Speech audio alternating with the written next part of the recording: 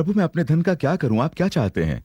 इसके बजाय सवाल ऐसा होता है, प्रभु मैं आपके धन का क्या करूं, आप क्या चाहते हैं? वो ही हर चीज के मालिक हैं।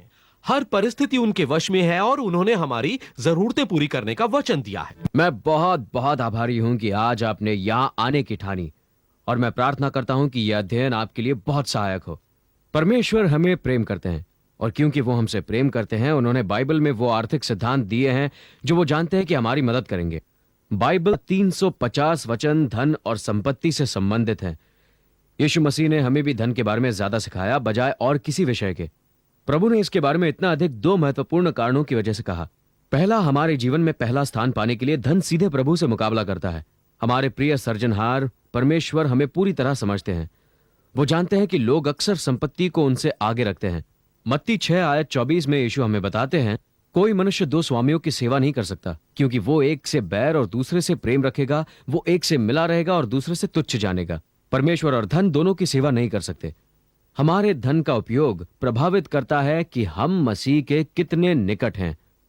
लूका 16 आयत 11 में यीशु कहते हैं, इसलिए जब तुम अधर्म के धन में सच्चे ना ठहरे तो सच्चा तुम्हें कौन सौंपेगा। जैसे जैसे हम परमेश्वर के तरीके से धन रखना सीख लेते हैं, हम अपने जीवन में परमेश्वर को प्रथम रखते हैं और शानदार अवसर प्राप्त करते हैं उनके साथ निकटतम रिश्ता कायम करने का। दूसरा कारण कि प्रभु ने धन के बारे में इतना क्यों कहा, क्योंकि वो जानते हैं कि यह हमारे जीवन में महत्वपूर्ण भूमिका निभाता है। परमेश्वर हमें निर्देश देना चाहते थे कि हमें इसका उपयोग बुद्धिमता से करना चाहिए। इसलिए शास्त्र वचन प्रकट करता है कमाने, खर्चने, बचाने, निवेश देने, ऋण से छूटने के सिद्धांत, और बच्चों को सिखाए कि धन को कैसे रखते हैं। आप धन और संपत्ति के बारे में जो भी जानना चाहें वो परमेश्वर वचन में मिलता है। शुरुआत में हम आपको समझाएंगे कि धन के साथ परमेश्वर की जिम्मेदारी क्या है और धन के प्रति हमारी जिम्मेदारी क्या है। आप देखेंगे कि यह सिद्धांत एक वरदान है प्रिय परमेश्वर द्वारा दिए गए, ताकि आपको फायदा है आध्यात्मिक और व्यवहारिक। मैं डॉक्टर ब्रूस फॉन्क और मैं आया हूं चीन से। जहां से मैं हूं वहां कुछ लोगों के लिए परमेश्वर के बारे में यह सोचना भी कठिन है कि वो उनके आर्थिक मामलों से जुड़े हुए हैं, क्योंकि उन्होंने अदृश्य रहना चुना है। पर बाइबल बताती है कि परमेश्वर महत्वपूर्ण भूमिका निभाते हैं। मैं आपको बताता हूं कि धन के व्यवहार में जिम्मेदारियां बटी हुई हैं। सीधी सी बात है, परमेश्वर की भूमिका और हमारी भूमिका। परमेश्वर की कुछ जिम्मेदारियां हैं और बाकी जिम्मेदारियां परमेश्वर ने हमें दी हुई हैं। धन के व्यवहार में जो ज्यादा हताश महसूस होती है वो इन्हें न जानने से है कि हमारी जिम्मेदारियां क्या हैं और क्या नहीं है। परमेश्वर ने 3 जिम्मेदारियां अपने पास रखी हैं। पहली, बाइबल हमें बताती है कि परमेश्वर ने सब चीजें बनाई और वो सब चीजों के मालिक हैं। उत्पत्ति 1 आयत 1 में लिखा है, आदि में परमेश्वर ने आकाश और पृथ्वी की सृष्टि की। भजन संहिता 24 आयत 1 में है, पृथ्वी और जो कुछ उसमें है यहोवा का ही है। शास्त्र वचन कुछ विशेष वस्तुओं के बारे में बताता भी है जो प्रभु की है। प्रभु की समस्त धरती है। लेवी व्यवस्था हमें बताती है कि 25 आयत 23 में भूमि सदा के लिए बेची ना जाए, क्योंकि भूमि मेरी है। और हग्गई 2 आयत 8 में है, चांदी तो मेरी है और सोना भी मेरा है। सर्वशक्तिमान परमेश्वर ये घोषणा करते हैं। और भजन 50 में हम पढ़ते हैं, वन के सारे जीव जंतु और हजारों पहाड़ों के जानवर मेरे ही हैं, और मैदान पर चलने फिरने वाले जानवर मेरे ही हैं।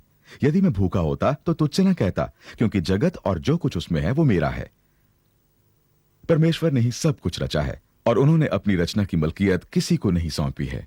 जब हम परमेश्वर की प्रभुता समझ लेते हैं, खर्च का हर फैसला एक आत्मिक फैसला बन जाता है। फिर हम नहीं पूछते, प्रभु मैं अपने धन का क्या करूं, आप क्या चाहते हैं? इसके बजाय सवाल ऐसा होता है, प्रभु मैं आपके धन का क्या करूं, आप क्या चाहते हैं?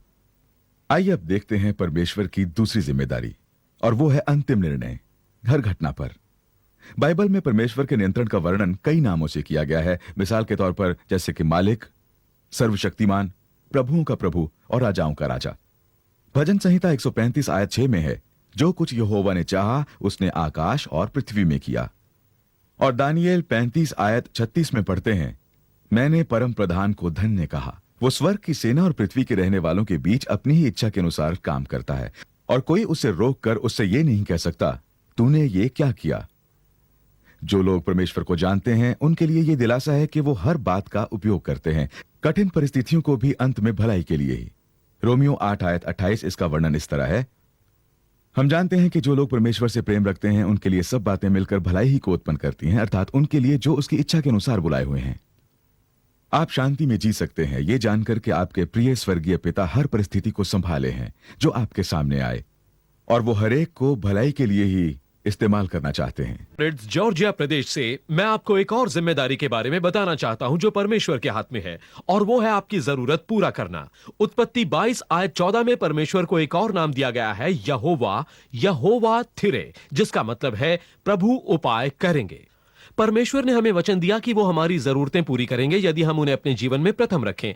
मत्ती 6 आयत 33 में यीशु ने हमें बताया, इसलिए पहले तुम उसके राज्य और धर्म की खोज करो तो ये सब वस्तुएं भी, यानी भोजन और वस्त्र भी तुम्हें मिल जाएंगी। वो अपने लोगों की देखभाल करते हैं। उन्हें इसके लिए किसी समृद्ध अर्थव्यवस्था की जरूरत नहीं है। मैं फिर से कहना चाहूंगा, उन्हें इसके लिए किसी समृद्ध अर्थव्यवस्था की जरूरत नहीं है। उदाहरण के लिए 40 वर्षों के हर दिन परमेश्वर ने अपने लोगों को मन्ना दिया जब वे निर्जन प्रदेश में भटक रहे थे, और यीशु ने 5000 लोगों को खिलाया सिर्फ 5 रोटियों और 2 मछलियों से। परमेश्वर को जाना भी जा सकता है और नहीं भी। हमारी जरूरतें पूरी करने में वो पूरे ईमानदार हैं, ये एक जानी हुई बात है। फिलिपियों 4 आयत 19 में लिखा है, मेरा परमेश्वर भी अपने उस धन के अनुसार जो महिमा सहित मसीह यीशु में है तुम्हारी हर एक घटी को पूरा करेगा। एक बात जो हम पहले नहीं जान सकते वो ये कि वो कैसे करेंगे। ये महत्वपूर्ण है कि हम ये बिल्कुल नहीं बता सकते कि आखिर प्रभु ये कैसे करेंगे। वो हमेशा अलग अलग और कई बार आश्चर्यजनक तरीकों से हमारी जरूरतें पूरी करते हैं। या आमदनी में बढ़ोतरी हो सकती है, या कोई उपहार या बचत की खरीदारी। चाहे किसी भी तरह वो हमारी जरूरतें पूरी करें, वो पूरी तरह भरोसे लायक हैं। परमेश्वर जैसा उन्हें शास्त्र वचन में दर्शाया गया है उससे बहुत भिन्न है जैसे कई लोग कल्पना करते हैं। अक्सर वो उनका प्रेम और उनकी शक्ति की महानता को नहीं पहचानते। हमें परमेश्वर की ओर अपने नजरिए के विस्तार की जरूरत है, उस द्वारा जो बाइबल हमें उनके बारे में बताती है। उदाहरण के लिए यशाया 40 आयत 26 हमें प्रेरित करता है, अपनी आंखें ऊपर उठाकर देखो, किसने इनको सृजा। वो इन गणों को गिन गिन कर निकालता, उन सबको नाम लेकर बुलाता है। वो ऐसा सामर्थी और अत्यंत बली है कि उनमें के कोई बिना आए नहीं रहता। परमेश्वर ने अंतरिक्ष में सितारे लटकाए और धरती के ऊंचे पर्वत और महान सागर बनाए। बाइबल हमें ऐसा बताती है, कोई काम कठिन नहीं प्रभु के लिए। यिर्मयाह 32 आयत 17। और फिर भी परमेश्वर हम में से हर एक के साथ जुड़े हुए हैं। भजन 139 कहता है, मेरे मुंह में ऐसी कोई बात नहीं जिसे तू पूरी रीति से नहीं जानता हो। तू मेरे चाल चलन का भेद जानता है, और मेरे सब अंग जो दिन दिन बनते जाते थे वे रचे जाने से पहले तेरी पुस्तक में लिखे हुए थे। परमेश्वर हमारे जीवन में इतना जुड़े हैं कि वे हमें आश्वासन देते हैं, तुम्हारे सिर के बाल भी सब गिने हुए हैं। मत्ती 10 आयत 30। इस अध्ययन में सबसे महत्वपूर्ण सच्चाई जो आप जानेंगे वो है परमेश्वर की भूमिका और जिम्मेवारी आपकी अर्थव्यवस्था में। वो हर चीज के मालिक हैं। मैं इस बात को फिर से दोहराना चाहूंगा कि वो ही हर चीज के मालिक हैं। हर परिस्थिति उनके वश में है और उन्होंने हमारी जरूरतें पूरी करने का वचन दिया है। समाचार नहीं, जो कुछ हमारा है उसके परमेश्वर मालिक हैं और हम उन पर भरोसा कर सकते हैं कि वे देंगे। अब उन्होंने हमें जिम्मेदारी दी है कि जो कुछ भी उन्होंने हमें सौंपा है उसकी हम सही व्यवस्था करें। हम मालिक नहीं, हम अपनी संपत्ति के संचालक हैं। बाइबल हमें परमेश्वर की संपत्ति के सेवक बताती है। अब ध्यान से सुनिए, यह समझ लेना बहुत महत्वपूर्ण है। परमेश्वर की संपत्ति के सेवक होने के नाते हमें उसका संचालन करना है उन आर्थिक सिद्धांतों के अनुसार जो शास्त्र वचन में हैं। मैं ये बात फिर से कहूंगा कि परमेश्वर चाहते हैं कि हम अपनी संपत्ति का संचालन उन सिद्धांतों के आधार पर करें जो उनके वचन में दर्शाए हैं। पहला कुरिन्थियों 4 आयत 2 में लिखा है, फिर यहां भंडारी में यह बात देखी जाती है कि वो विश्वास योग्य निकले। अपनी बाकी की शिक्षा में हम इस बात पर ध्यान केंद्रित करेंगे कि विश्वास योग्य भंडारी कैसे बनना है। यह याद रखना महत्वपूर्ण है कि परमेश्वर हमें प्रेम करते हैं। उन्होंने हमें ये सिद्धांत दिए हैं क्योंकि वे हमारे लिए सबसे उत्तम बात ही चाहते हैं और हमारे आसपास वालों के लिए भी। जैसे जैसे लोग परमेश्वर की सच्चाई को जानते हैं, उनमें से बहुत से कुछ ऐसे क्षेत्र पाते हैं जहां वे विश्वसनीय नहीं रहे। यदि आपके साथ भी ऐसा हुआ है तो निराश ना होइए। प्रभु दयालु और कृपालु हैं। बस बदल डालिए उसे जो आप कर रहे हैं और परमेश्वर का ढंग अपनाइए। विश्वास पात्रता के बारे में 2 महत्वपूर्ण सच्चाइयां समझ लें। पहली, हमें उसी में विश्वास पात्र रहना है जो कुछ भी हमारे पास है, चाहे ये बहुत थोड़ा भी क्यों ना हो। लूका 16 आयत 10 में यीशु कहते हैं, जो थोड़े से थोड़ा में सच्चा है वो बहुत में भी सच्चा है, और जो थोड़े से थोड़े में अधर्मी है वो बहुत में भी अधर्मी ही होगा। यदि हम छोटी छोटी बातों में विश्वास पात्र योग्य हैं, तो प्रभु जानते हैं कि महान जिम्मेदारियों के लिए भी वो हम पे भरोसा कर सकते हैं। सोचिए, माँ बाप बच्चों को कैसे शिक्षा देते हैं। माँ बाप पहले उन्हें कुछ छोटा सा करने का अवसर देते हैं। यदि वे ये सरल सा काम ठीक से कर सकें, तो माँ बाप बड़ी जिम्मेदारी उन पर डाल सकते हैं। परमेश्वर हमारे साथ भी यही करते हैं। याद रखिए, छोटी बातें हैं, पर आपकी विश्वसनीयता एक छोटी सी बात के साथ बड़ी बात होती है। दूसरी सच्चाई यह है, यदि आप विश्वास योग्य नहीं कि किसी अन्य व्यक्ति की संपत्ति का संचालन कर सकें, तो शायद हम उसे भी सीमित कर दें जो प्रभु हमें सौंपते हैं। लूका 16 आयत 12 में यीशु हमें ये बताते हैं कि यदि तुम पराये धन में सच्चे न ठहरे, तो जो तुम्हारा है उसे तुम्हें कौन देगा? क्या आप दूसरों की चीजों के प्रति वफादार हैं? अगर कोई आपको बागीचे के लिए अपना औजार देता है, तो क्या आप उसे सही ढंग से वापस लौटाते हैं? कुछ लोगों को ज्यादा संपत्ति इसलिए नहीं मिली क्योंकि वे दूसरों की संपत्ति के प्रति बिल्कुल वफादार नहीं रहे। परमेश्वर के आर्थिक सिद्धांत न समझने पर अक्सर संपत्ति के बारे में गलत रवैया अपनाया जाता है। गलत रवैये से बुरे आर्थिक फैसले और आर्थिक तंगी भी होती है। बाइबल में लिखा है, मेरे ज्ञान के न होने से मेरी प्रजा नाश होगी। होशे 4 आयत 6। आप इस बात की तसल्ली कर लें कि बाइबल में सही उत्तर हैं आपकी आर्थिक समस्याओं और प्रश्नों के। अब मैं आपको चेतावनी देना चाहता हूं, धन और निर्धनता के बारे में कुछ उग्र शिक्षाएं हैं। एक उग्र रवैया यह है कि निर्धनता में ही परमेश्वरीयता है। यह गलत है। धन और संपत्ति भलाई और बुराई के लिए इस्तेमाल किए जा सकते हैं। शास्त्र वचन में बहुत से परमेश्वरीय लोग अपने जमाने के सबसे समृद्ध लोगों में से थे। पुराने नियम में प्रभु ने अपने लोगों के लिए बहुतायत का इनाम दिया जब वे आज्ञाकारी रहे, जबकि निर्धनता का डर आज्ञा न मानने का एक नतीजा था।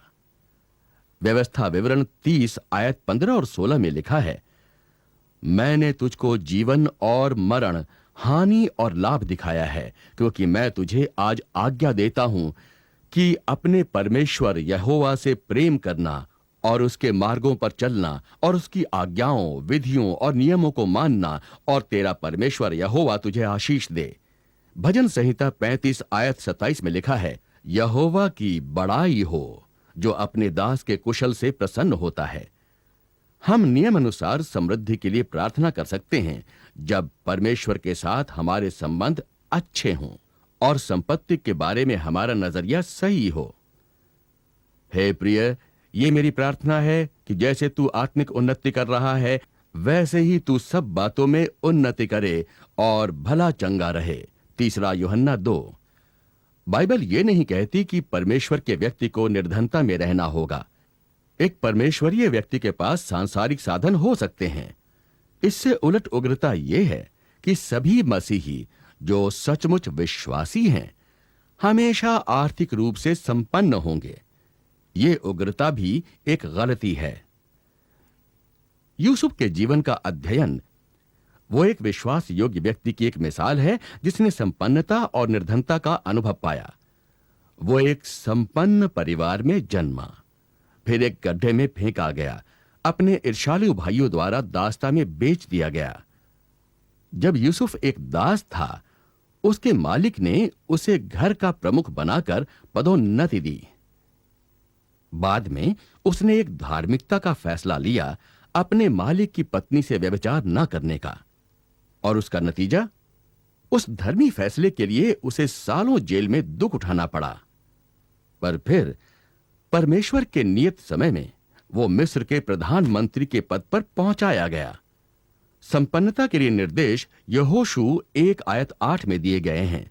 व्यवस्था की ये पुस्तक तेरे चित्त से कभी उतरने न पाए, इसी में दिन रात ध्यान दिए रहना, इसलिए कि जो कुछ उसमें लिखा है उसके अनुसार करने की तू चौकसी करे।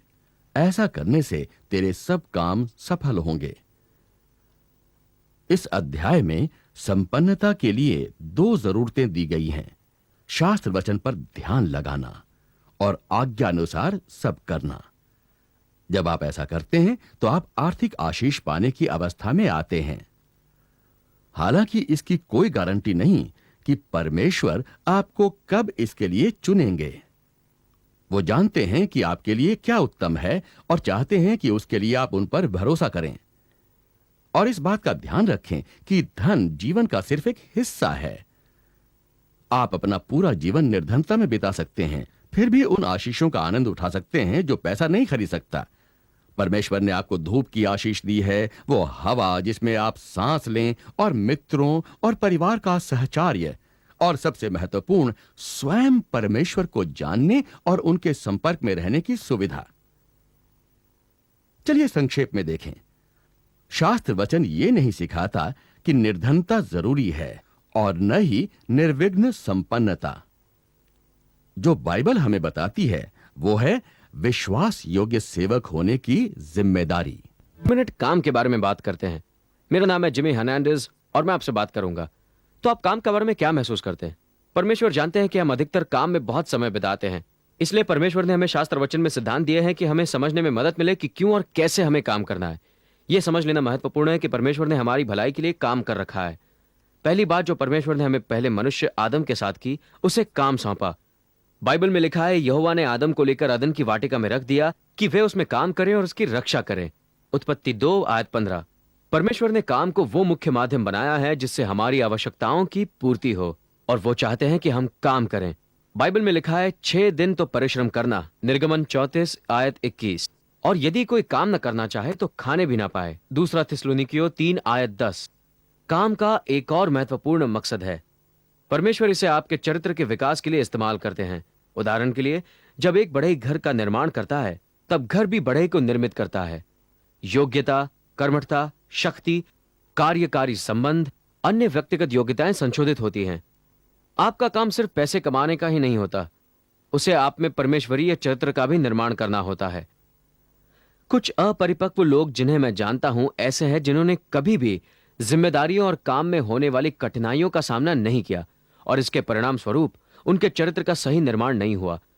अब यह समझना बहुत ही महत्वपूर्ण है। परमेश्वर के दृष्टिकोण से हर प्रकार के ईमानदार काम में एक सी गरिमा है। शास्त्र वचन किसी एक ईमानदार व्यवसाय को किसी दूसरे से ऊपर नहीं रखता। बहुत प्रकार के व्यवसाय हैं जिनका बाइबल में वर्णन है। दाऊद एक चरवाहा था और एक राजा था। लूका एक वैद्य था। लीडिया कपड़ा बेचता था। दानियल सरकारी कर्मचारी था। पौलुस तंबू बनाता था, और अंत में प्रभु यीशु बढ़ई थे।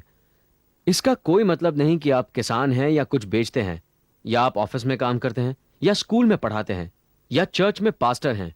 यदि आपका कार्य ईमानदार है, यही महत्वपूर्ण है। अब चलिए नजर डालिए कि हमने काम के बारे में अब तक क्या सीखा। परमेश्वर ने हमारी भलाई के लिए काम बनाया और काम करने की आज्ञा देते हैं। काम का एक सबसे बड़ा लाभ है कि हमारा चित्र निर्मित होता है, और परमेश्वर एक ईमानदार काम को दूसरे से श्रेष्ठ नहीं ठहराते। हर काम महत्वपूर्ण है। वियतनाम से, और मुझे वो हर अवसर पसंद है जहां परमेश्वर के आर्थिक सिद्धांत सिखा सकूं।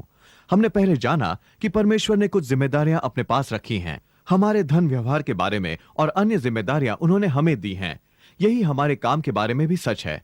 शास्त्र वचन 3 जिम्मेदारियां दर्शाता है जो परमेश्वर ने हमें काम के लिए दी। सबसे पहली, परमेश्वर हमें रोजगार की योग्यता देते हैं। बाइबल हमें बताती है, सब बुद्धिमान जिन्हें यहोवा ने ऐसी बुद्धि और समझ दी हो, वो सब प्रकार का काम करना जाने, वो सब ये काम करें। निर्गमन 36:1। परमेश्वर ने हम सबको अनूठे कौशल दिए हैं। लोगों में कई प्रकार की योग्यताएं, शारीरिक कौशल और बौद्धिक क्षमताएं हैं। ये एक व्यक्ति का दूसरे से बेहतर होना मायने नहीं रखता। ये तो सिर्फ विभिन्न योग्यताएं पाने का मसला है।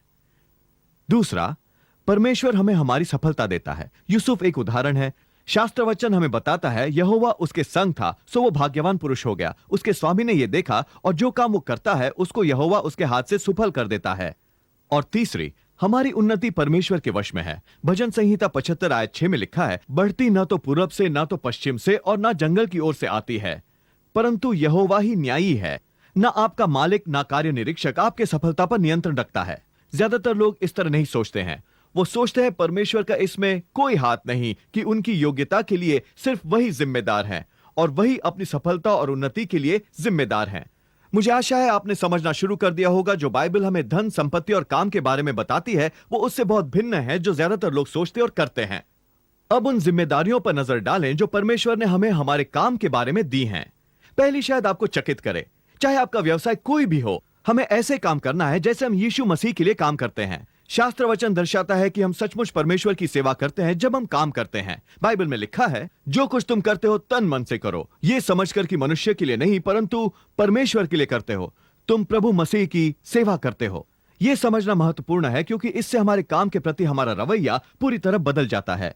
जब हम महसूस करें कि अपने काम द्वारा हम प्रभु की सेवा करते हैं, हम अधिक विश्वास योग्य बनने की कोशिश करेंगे। सबसे महत्वपूर्ण प्रश्न जिसका आपको जवाब देना है प्रतिदिन जब आप काम करना शुरू करें, वो ये है, मैं किसके लिए काम करता हूं? तुम मसीह के लिए काम करते हो। बिल जॉन्स, मैं अफ्रीका से हूं और मुझे काम के बारे में इस चर्चा को आगे बढ़ाने में खुशी है। मैंने अपने तजुर्बे से सीखा है कि अच्छा काम करने में बहुत संतुष्टि मिलती है, और इसी से हम आते हैं और दूसरी जिम्मेवारी पर जो परमेश्वर ने काम के बारे में हमें दी है। वो चाहते हैं कि हम कड़ी मेहनत करें। शास्त्र वचन हमें बताता है, सदोपदेशक 9 आयत 10 और नीति वचन 12 आयत 27 में, जो काम तुझे मिले उसे अपनी शक्ति भर करना। काम काजी को अनमोल वस्तु मिलती है। नीति वचन 12 आयत 27। शास्त्र वचन में परिश्रम और निष्ठा को उत्साहित किया गया है, जबकि आलस को फटकारा गया है। जो काम में आलस करता है वो खोने वाले का भाई ठहरता है। नीति वचन 18 आयत 9। जो काम में ढिलाई करता है वो निर्धन हो जाता है। नीति वचन 10 आयत 4। प्रेरित पौलुस का जीवन कठिन परिश्रम का उदाहरण है। उन्होंने लिखा, हम परिश्रम और कष्ट से दिन रात काम धंधा करते थे कि तुम में से किसी पर भार ना हो, इसलिए कि अपने आप को तुम्हारे लिए आदर्श ठहराएं। 2 थिस्सलुनीकियों 3:8-9। परिश्रम से अधिक कुछ और नहीं जो प्रभु को पसंद हो, पर हमें ज्यादा भी काम नहीं करना। परिश्रम का अन्य महत्वपूर्ण बातों के साथ संतुलन होना चाहिए। यदि आपका रोजगार ज्यादा समय और ऊर्जा की मांग करता है कि आप मसीह से अपने रिश्ते और अपने प्रियजनों को नजरअंदाज करते हैं, फिर आप बहुत ज्यादा काम करते हैं। यदि आप नियमित विश्राम नहीं करते तो आप बहुत ज्यादा काम कर रहे हैं। निर्गमन 34:21 में लिखा है, 6 दिन तो परिश्रम करना, परंतु 7वें दिन विश्राम करना। वरन हल जोतने और लबने के समय में भी विश्राम करना। विश्राम विश्वास का मुद्दा बन सकता है। क्या प्रभु काम के 6 दिनों को 7 दिनों के बजाय और ज्यादा उत्पादक बना सकते हैं? हाँ, परमेश्वर ने साप्ताहिक विश्राम बनाया हमारे शारीरिक, मानसिक और आत्मिक सेहत के लिए। अब उसका खुलासा करें जो हमने पहले 4 पाठांशों में सीखा है। क्योंकि परमेश्वर हमसे प्रेम करते हैं, उन्होंने बाइबल में हमें 2350 वचन दिए जो धन और संपत्ति से संबंधित हैं। वे चाहते हैं कि हम धन का संचालन बुद्धिमता से करें। धन के प्रति परमेश्वर की कुछ जिम्मेदारियां हैं और बाकी हमारी हैं। परमेश्वर हर चीज के स्वामी हैं और हम उनकी संपत्ति के सेवक या संचालक हैं। वे चाहते हैं कि हम अपनी संपत्ति का ईमानदारी से व्यवहार करें। उनके वचन के सिद्धांतों के अनुसार हमारे पास जो कुछ भी है उसमें विश्वास योग्य रहना है, चाहे वे थोड़ा ही हो। परमेश्वर ने हमारे लाभ के लिए काम बनाया। काम का मकसद है हमारी जरूरतें पूरी करना और परमेश्वरीय चरित्र निर्माण। हमें जानने की जरूरत है कि हम अपने काम द्वारा मसीह की सेवा कर रहे हैं। हमें परिश्रम करना है, पर परिश्रम को विश्राम के साथ संतुलित करना है। यदि आप और जानना चाहते हैं कि परमेश्वर धन व्यवहार के बारे में क्या कहते हैं, क्राउन ने छोटे समूहों के लिए आर्थिक बाइबल अध्ययन का विकास किया है। इस कक्षा का नेतृत्व करने वाले व्यक्ति से और जानकारी लें। अपनी समस्त क्राउन टीम की ओर से मैं आपका धन्यवाद करता हूं। आशा है आप परमेश्वर के आर्थिक सिद्धांतों के अगले सत्र में भी हमारे साथ शामिल होंगे।